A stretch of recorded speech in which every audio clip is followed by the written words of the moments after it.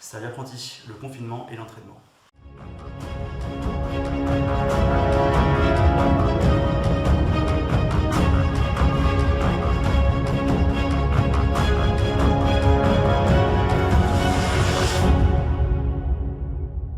Dû à la pandémie mondiale du coronavirus, on se retrouve tous en confinement. On a sûrement envie de faire du sport, de pouvoir continuer à s'entraîner sur les différents sports qu'on aime, notamment la pratique du sabre laser. Alors, je me suis mis spécialement dans un endroit restreint, puisque tu peux voir que le plafond est justement ici. Donc, comment s'entraîner au sabre laser? Je vais bien sûr adapter l'entraînement à d'autres sports, dans un endroit qui est relativement confiné, notamment si tu vis avec d'autres personnes, si tu as des enfants ou tes parents ou d'autres personnes voilà, qui sont autour de toi, que tu n'as pas envie bien sûr de mettre un coup de sabre laser en plus, donc de créer des accidents domestiques. Ça serait quand même dommage durant cette période-là. Je vais donc te montrer comment adapter tes exercices pour continuer à t'entraîner au sabre laser malgré le confinement, tout en restant chez toi. Je vais te proposer 4 activités différentes à faire. Bien sûr, si tu as un sabre laser, la première étape va être en fait de retirer la lame de ton sabre laser. Comme ici, tu vois, j'ai retiré complètement la lame de mon sabre laser et il faut utiliser bien sûr une clé Allen ou une clé hexagonale, ça dépend comment tu l'appelles. Normalement, tu as une encoche. Tu peux avoir sur d'autres sabres laser d'autres encoches, voire d'autres mécanismes pour enlever ta lame. Donc du coup, ça c'est la première étape bien sûr, sauf si bien sûr tu as des grands espaces, mais là on va parler dans un cadre où tu as un espace assez restreint autour de toi. On va te dire pourquoi en fait avoir juste le manche. Ça permet du coup d'avoir toujours la même position des mains, d'avoir la prise, de garder une prise sur ton sabre laser, ça c'est toujours important.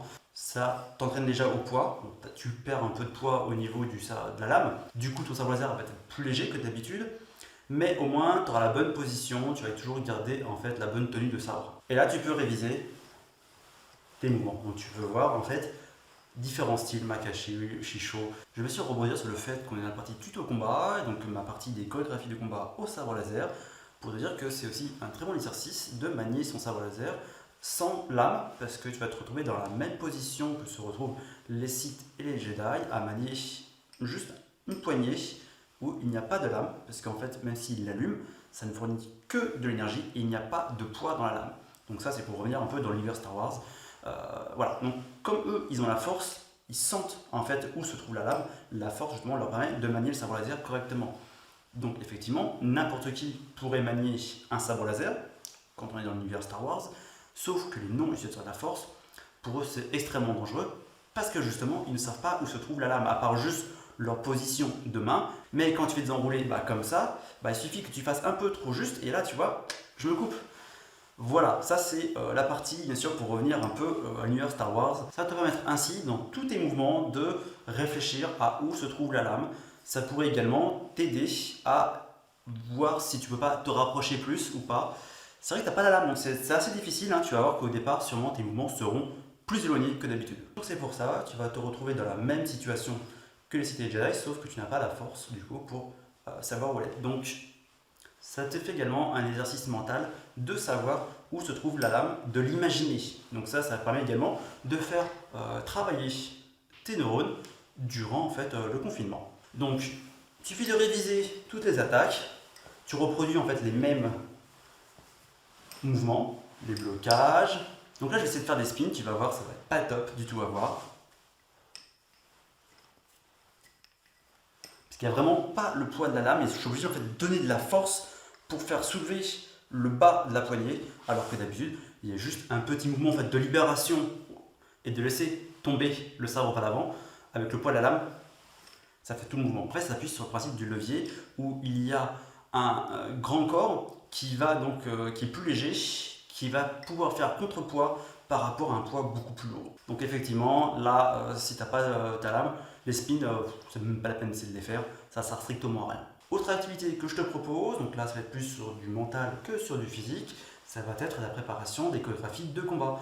Donc là je t'invite à revoir mes premières vidéos sur les chorégraphies de combat pour pouvoir en fait, tu commences à préparer des chorégraphies de combat, à en créer.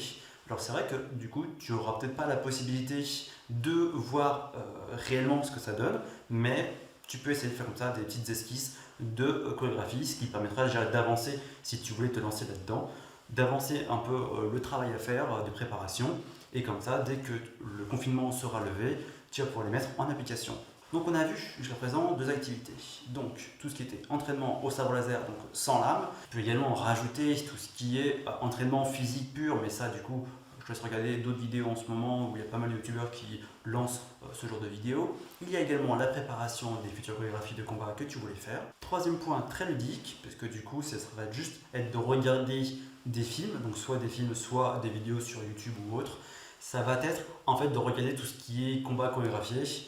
Donc quand tu regardes des films d'arts martiaux asiatiques, etc., tu vas pouvoir comme ça t'imprégner un peu des chorégraphies. Alors bien sûr, tu vas pas forcément regarder des films qui sont liés à Star Wars et sabre laser, mais ça te permet de voir un petit peu comment c'est filmé, comment c'est chorégraphié et te donner des idées pour tes chorégraphies. Donc ça rejoint également la deuxième activité que je t'ai présentée. Quatrième activité que tu peux faire, c'est ce que je vais appeler la méditation guerrière. C'est une méditation qui existe réellement, parce qu'elle est utilisée dans les arts martiaux.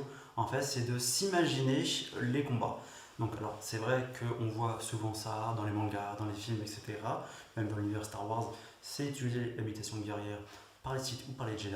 Toutes ces méditations guerrières qu'on voit dans le monde fictif est bien sûr inspirée des méditations guerrières du monde réel, utilisées par les différents combattants à travers le monde et à travers les âges, pour en fait s'imaginer les combats et ainsi pouvoir s'imaginer toutes les places d'armes. Quand je dis places d'armes, c'est pas forcément avec des armes, ça peut être aussi un main nue qu'ils pouvaient y avoir, qu'ils pouvaient rencontrer. Donc ils essayaient en fait de confronter leur esprit par rapport à leur capacité et donc du coup ils s'imaginaient comment réagir, comment en fait du coup créer en fait des opportunités d'attaque et pouvoir les bloquer.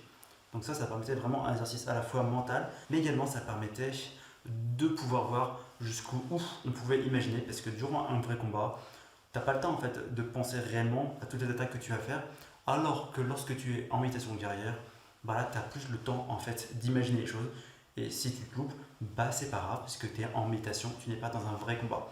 Et ça change également des entraînements, parce que les entraînements ça demande un effort physique, et ça demande également d'avoir bien sûr un partenaire d'entraînement, ce qui n'est pas forcément toujours le cas. Donc par exemple pour les guerriers qui s'isolaient pour s'entraîner, ils utilisaient beaucoup la méditation guerrière pour pouvoir en fait se créer des adversaires un peu invisibles. Ces méditations guerrières ont bien sûr donné naissance après aux différents katas, qui sont en fait des combats imaginaires entre un et plusieurs adversaires où à tour de rôle, on va attaquer et se défendre. Pour la position, je te conseille de te mettre en César, donc c'est une position bien sûr qui rencontre dans tous les arts martiaux, qui est en fait à la fois une position en fait d'attente, mais qui reste en fait dynamique, qui permet en fait de te relever assez rapidement si tu dois te relever. Si tu commences l'exercice de méditation guerrière et que tu te concentres dedans, tu vas pouvoir peut-être remarquer que tes muscles par moments vont se contracter, voire même que tes jambes, tes bras vont faire des petits mouvements que tu n'as pas contrôlé pour en fait reproduire une esquisse en fait du mouvement que tu es en train d'imaginer.